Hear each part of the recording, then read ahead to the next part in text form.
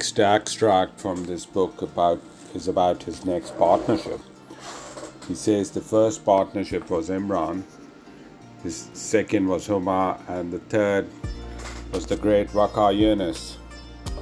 So he narrates how Waqar Yunus, the second of the W, burst into the scene. The story goes that there's a Super Worlds final at Gaddafi Stadium in Lahore between United Bank and Delhi, and he and Imran are at Imran's Zaman Park house, and they're watching TV, and he says, "Watch him, skipper." I told Imran, "He's quick." Imran was so intrigued that after I left, he went to the ground, intercepted Waqar as he came off, and invited him to the training camp for the national squad a few days hence. Bowling overnight, जो हमारा match Delhi के against हुआ था में, क्योंकि I was in the camp, but was not. Imran bhai was sick. He was not coming to the camp for 3-4 days. जो camp हो चुका था. के बीच में वो जो I don't know if you remember, क्योंकि बड़ा फेमस मैच था वो, एक उस जमाने में विल्स कप का होता था, सुपर विल्स कप का मैच, सुपर विल्स कप का फाइनल था, सुपर विल्स कप का final.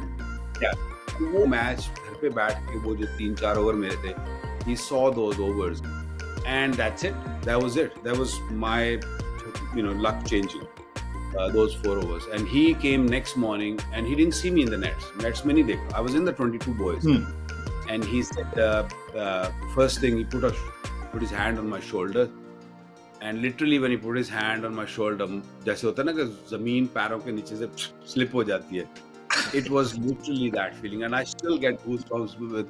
Then he talks about pace. He narrates, "At that stage, I think I was as fast as anyone around. During the World Series Cup at Belle Reve, Hobart in December 9, I bowled a spell that stands out in my memory when everything clicked and the ball flew. Viv Richard, the great Sir Vivian Alexander Richard, was batting without a helmet as always. I came round the wicket and angled one end at his left shoulder. I knew it would be called a no ball. Bounces were in those days. But I wanted to make an impact. I did. We went back as if to hook, then realized it was too quick even for him. He later said it was the quickest ball he ever received." So he narrates that coming from a man who could be a nightmare to bowl, I cherish that. It's a no ball. It's called. I think Wasim Akram was quite prepared to concede one run there to keep Viv Richards on the back foot. It was a pretty good bouncer. It was right on line, and the reason Viv Richards was able to get out of the way of it was because he kept his eye on the ball. That compliment.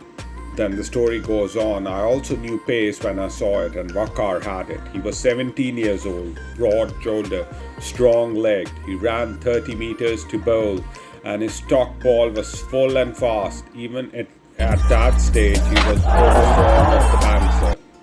He was quiet too, as quiet I had been 5 years earlier. He hailed from Burewala, a small cotton-growing town on the Punjab Sutlej River, and was self-conscious about having only 4 fingers on one hand. Jumping from a bridge to swim in a canal when younger, he had gotten the finger caught in a crack.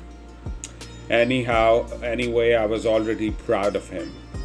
Then he narrates how Waqar got into the scene and he became popular.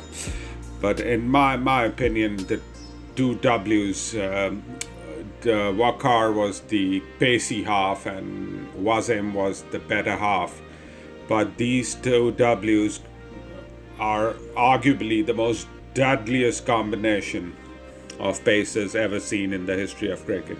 You can argue about Lily Thompson, Walsh, Ambrose, Garner, Malcolm Marshall, but I think with pace of these two W's, they stand out. I think they have to be arguably the most deadliest.